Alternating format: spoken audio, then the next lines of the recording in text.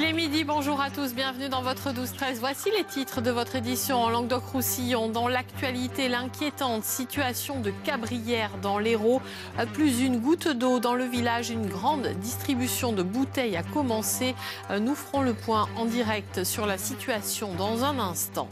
Certaines communes vont revoter, parmi elles Palavas dans l'Hérault ou encore Pignan. Le tribunal administratif de Montpellier vient de décider l'annulation des élections municipales. Vous entendrez les toutes premières réactions. Et puis le choix du midi, il rentre en piste avec un premier album, Le Grand Cirque, signé Artis, pur produit régional des jeunes ambitieux et talentueux.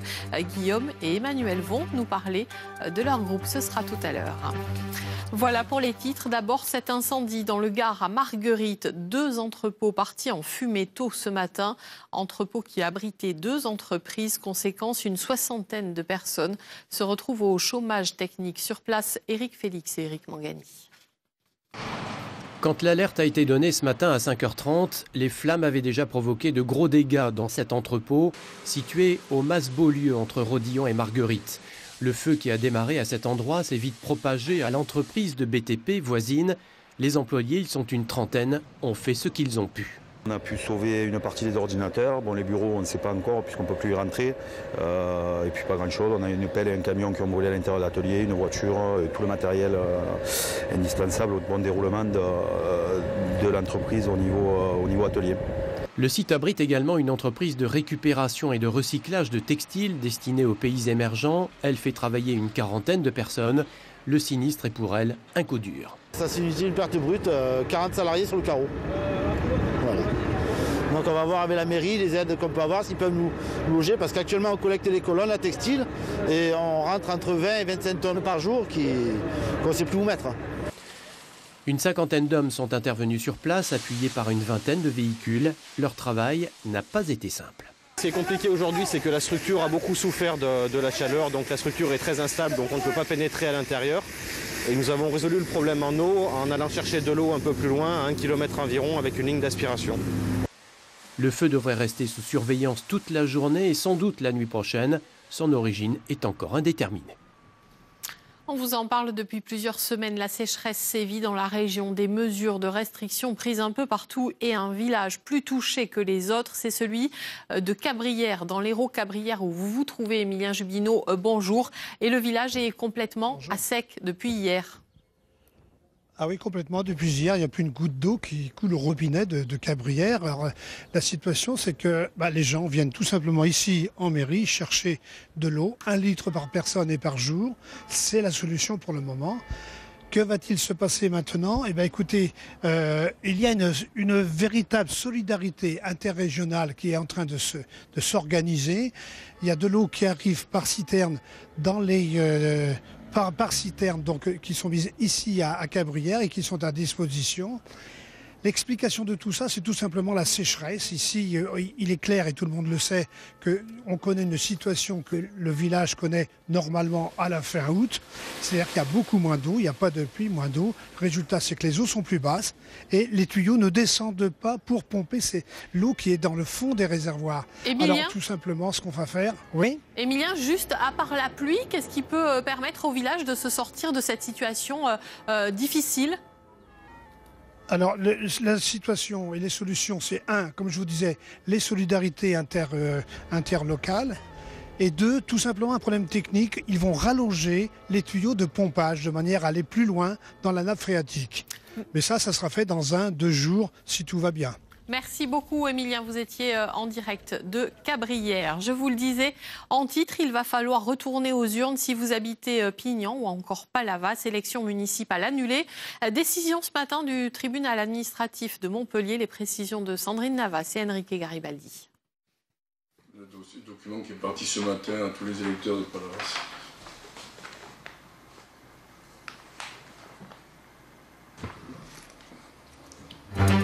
Opération de vote et qu'il fait appel de la décision du tribunal administratif.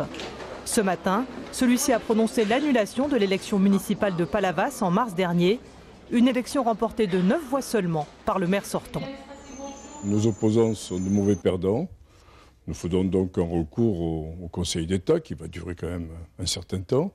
Et puis après, si le Conseil d'État confirme cette annulation, nous ferons les élections normalement. Je pense qu'il n'y aura pas de problème. Vu le faible écart de voix, vous n'avez pas peur que la prochaine fois, ça ne passe pas? Au contraire.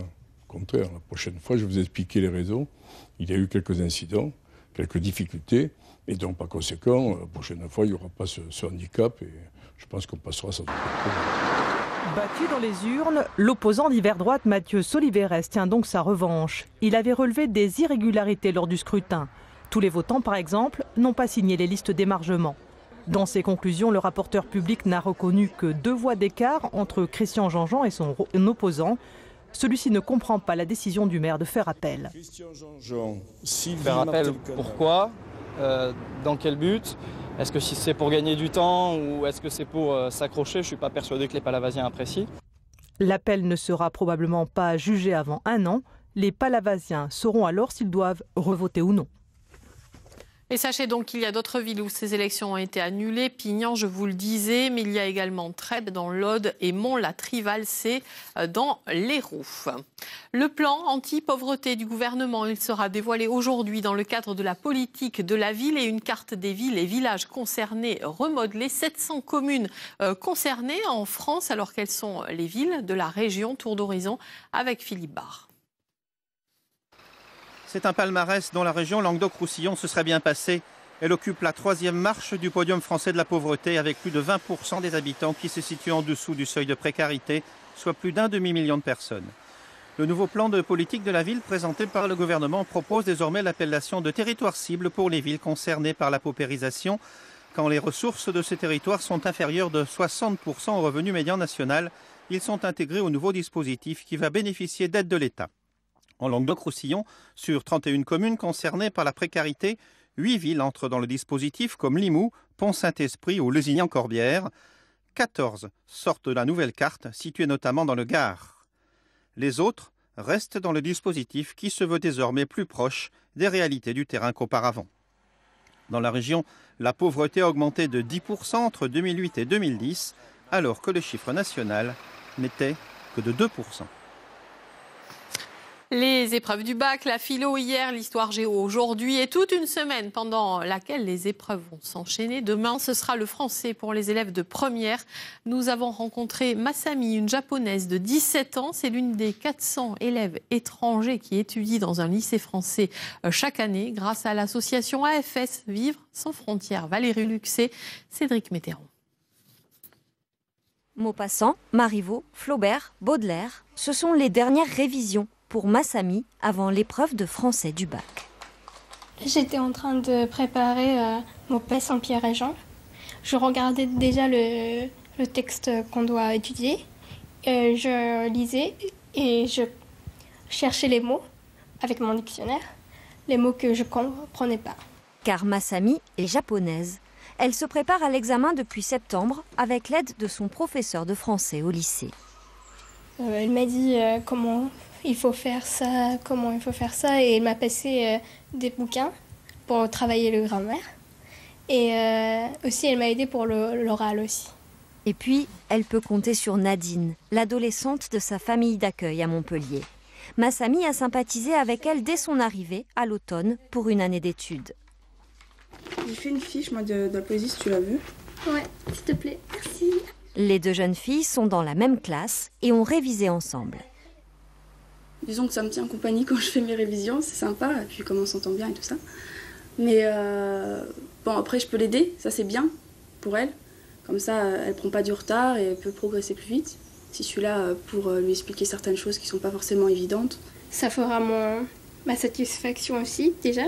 Et les profs au Japon, ils vont être contents, même si mes résultats ne sont pas très bien. Passer le bac, difficile quand on vient d'un pays où cet examen n'existe pas. Au Japon, seul un concours d'entrée à l'université sanctionne la fin du secondaire. Alors, pour épauler Masami, la mère de Nadine, elle-même enseignante, prodigue ses conseils. Par rapport à l'attitude, comment aborder l'oral, comment se présenter, comment présenter le texte, comment il faut se tenir, comment il faut s'habiller, comment Voilà, des choses comme ça. Et pour l'écrit aussi, pour gérer le stress. Voilà, gérer le stress, gérer le temps. Un défi que Masami s'est promis de relever avant son retour au Japon, le 6 juillet. L'an prochain, à leur tour, près de 400 nouveaux jeunes étrangers viendront étudier grâce à l'association AFS qui organise leur séjour en France. Et les Midi 10, place au choix de cette édition. Ils ont fini leur clip hier soir. Leur premier album vient tout juste de voir le jour. Le Grand Cirque, celui du groupe Artis, jeune et pur produit de la région. Bonjour Guillaume et Emmanuel. On va parler de votre belle aventure, de vos projets, de ce fameux Grand Cirque. D'abord, petit extrait de ce clip, fini donc à la hâte et il est tout frais. Regardez.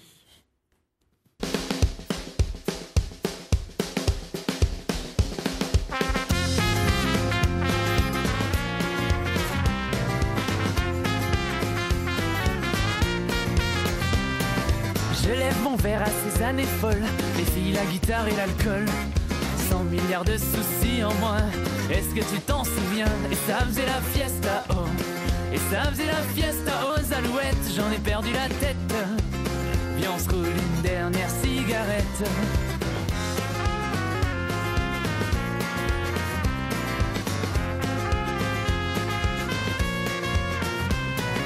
Tous les copains n'étaient pas loin. Dans l'appartement, ça va, ça vient. Il y a du rock'n'roll au sous-sol. Et la bande FM en transe. Et ça faisait la fiesta, oh. Et ça faisait la fiesta autant que je m'en souviens. Vous avez dansé sur Artiste. L'album, le voici, disponible le 28 juin. Le Grand Cirque. Emmanuel, on va commencer avec vous. Vous êtes un petit peu à l'origine de ce groupe. La musique, vous êtes tombé dedans petit avec votre frangin, c'est ça? Oui, c'est ça. On a commencé la guitare ensemble, tous les deux. Et puis après, de fil en aiguille, avec d'autres copains, on a commencé notre premier groupe. Et... Ah oui, parce que alors il y en a eu plusieurs. Avant voilà. Artiste, c'est vrai qu'il a fallu tâtonner au début, forcément, pour arriver à ce résultat-là. Aujourd'hui, la maturité un petit peu. Vous n'avez jamais baissé les bras parce que ça a été un sacré parcours du combattant. Bah non, c'était un loisir, un plaisir en fait. C'était tous les week-ends. Voilà, on allait. Il y en a qui vont faire du sport, nous on allait faire de la musique. Et donc ça faisait rencontrer des gens, des copains, le soir on faisait des concerts. Non, ça a été toujours un plaisir. Donc à vos côtés maintenant il y a Guillaume qui compose, vous êtes 4 c'est ça, de ce groupe Artiste. Vous avez fini ce clip hier soir, comment ça s'est passé? Un peu de stress? Ouais, un petit peu. En fait c'est un ami qui nous a réalisé le clip et on a fait ça il n'y a pas très longtemps parce que on avait pas mal de trucs à faire avec... les préparatifs de la sortie de l'album et tout, et du coup ça s'est joué à temps pour pouvoir présenter le clip aujourd'hui. Alors Emmanuel, franchement le projet est plutôt bien abouti. À l'arrivée c'est un album, c'est pas simple dans la région d'arriver à composer, à écrire, à réaliser. Est-ce que vous en vivez aujourd'hui de la musique ou pas encore? Non, pas encore. Pour le moment ça reste... Pour moi voilà, c'est un loisir, mais on essaie de tout mettre en œuvre un peu comme les grands pour produire un album qui va pas rougir face aux grosses productions. Quoi. Franchement, non. L'autre soutien que vous avez eu, c'est l'école des mines d'Alès, qui vous a permis justement de mettre en place ce projet. Il y a aussi eu le soutien des internautes. Racontez-nous un petit peu. Du coup, c'est un site de crowdfunding. En fait, on met notre projet en ligne et puis les internautes nous donnent une somme et nous, en contrepartie, on s'engage à leur faire un cadeau. Et du coup, comme ça, on a récolté une grosse partie du budget qui a servi à financer l'album. Guillaume, je le disais, l'école des mines qui vous a permis aussi à structurer, ça prouve que la région est derrière vous, que votre département du Gard est derrière vous. Oui, carrément, parce que grâce à l'école, on a fait pas mal de trucs. Notamment, on a pu jouer à la Meufol aussi, parce qu'ils organisent la Meufol aussi. Donc ça nous a fait un bon petit tremplin aussi, nous produire sur une grosse scène comme ça. En plus, on a tous les locaux à disposition, comme disait Manu, pour répéter, tout ça. La suite, c'est quoi, Emmanuel? Alors, vos influences, c'est assez rock, assez festif. La suite, c'est quoi? C'est la scène et essayer de vivre de votre musique? Oui. Et maintenant, l'album, le but, c'est de le diffuser, de le faire écouter au maximum de personnes. Et ça passe par les concerts, par la scène. Et donc, l'album, à chaque fin de concert, on le vend au pied de la scène à ceux qui veulent prolonger l'histoire avec nous, quoi. Comment justement vous arrivez parce que le premier album a été un petit peu noyé dans le flot de ces jeunes groupes qui veulent percer. Comment on arrive à se démarquer? Par le talent, hein, ça c'est sûr. Après, je pense qu'il faut faire un maximum de scènes et tout, et être le plus visible possible. En plus, nous, on organise, pour la sortie de l'album, on organise un petit festival, le 28 juin. Donc je pense qu'en faisant des trucs comme ça, en organisant un peu des concerts, en participant aux trucs déjà organisés, je pense que ça nous offre plus de visibilité. Du coup, je pense que c'est ce qu'il faut faire pour arriver à tirer un peu, sortir son épingle du jeu. Merci à tous les deux. On espère qu'on vous aura donné un peu de visibilité, en tout cas, ce midi. Artistes, le Grand Cirque, ça sort le 28 juin. Sur Internet. Allez, notre gros plan pour terminer, c'est une fleur sauvage unique en France, une orchidée. Elle s'appelle le sabot de Vénus, qui ne pousse qu'entre la mi-mai et la mi-juin dans un endroit très escarpé sur les pentes des gorges du Tarn. Jusqu'à présent, seul un professionnel pouvait la trouver, mais désormais une station a été aménagée pour que le grand public puisse la découvrir tout en la préservant. Sébastien Vanus, Yannick Le Ternier. Prendre de la hauteur, c'est peut-être la plus belle façon de découvrir ce site hors du commun. Mais être perché à 500 mètres au-dessus des gorges du Tarn recèle un autre trésor. Pour cela, il faut venir au début du mois de juin et se risquer sur les pentes escarpées. Après quelques minutes d'effort, le spectacle est bluffant, le sol est jonché de sabots de Vénus, une orchidée sauvage unique en France. Une personne du village de la Malène me disait ce matin, finalement tous les ans, c'est à chaque fois le même bonheur de voir le sabot de Vénus. Et c'est vrai que tous les ans, eh bien, voir la floraison du sabot de Vénus, c'est toujours un phénomène voilà, de contemplation, d'épanouissement. Sur les contreforts du Cosméjean, les sabots de Vénus disposent d'un terrain idéal pour se développer. Le sol est calcaire et les sous-bois sont relativement inaccessibles. Chaque année, c'est un spectacle unique qui se joue ici, car s'il existe 170 espèces d'orchidées sauvages en France, seul le sabot de Vénus présente des caractéristiques proches de ses cousines tropicales. Une grosse taille, donc 7-8 cm d'envergure, on va dire, là, entre les deux sépales violets. Là. C'est aussi intéressant puisque c'est la seule orchidée en France qui fait un piège à odeur. Et cette poche, là, ce petit sabot, là, qui piège les insectes, et l'insecte est obligé de remonter par un endroit où elle va se faire coller des pollinies sur le dos par la fleur. Et ces pollinies vont permettre, si l'insecte visite un autre sabot, de polliniser d'autres sabots. Une stratégie de séduction qui a valu son nom au sabot de Vénus et qui pourrait mettre sa survie en danger. Les curieux, amateurs et professionnels, sont de plus en plus nombreux à succomber à ses charmes. Mais la surfréquentation des stations pourrait nuire à la plante. Pour permettre à tout ce monde de cohabiter, une des 28 stations de sabots du secteur a été équipée. Pour essayer d'accueillir ce public dans de bonnes conditions, un contrat Natura 2000 a été mis en place pour profiter de ce sentier officieux, mettre en place des contre-marches, un câble pour faire en sorte que les gens qui viennent ici puissent être dans une stature debout, puissent poser leur trépied et puissent notamment éviter de piétiner ces fameux sabots de Vénus. On trouve aussi des sabots de Vénus en Bourgogne et dans l'arc alpin. Mais selon les spécialistes, du fait de la concentration des plantes et de leur patrimoine génétique particulier, le site des gorges du Tarn est un des plus exceptionnels. Le 12-13 continue. Merci de votre fidélité. Ce soir, 19h, vous retrouverez Aurélie Renard. Très belle journée sur France 3. Demain midi. Retrouvez toute votre actualité régionale sur l'application France 3 Régions.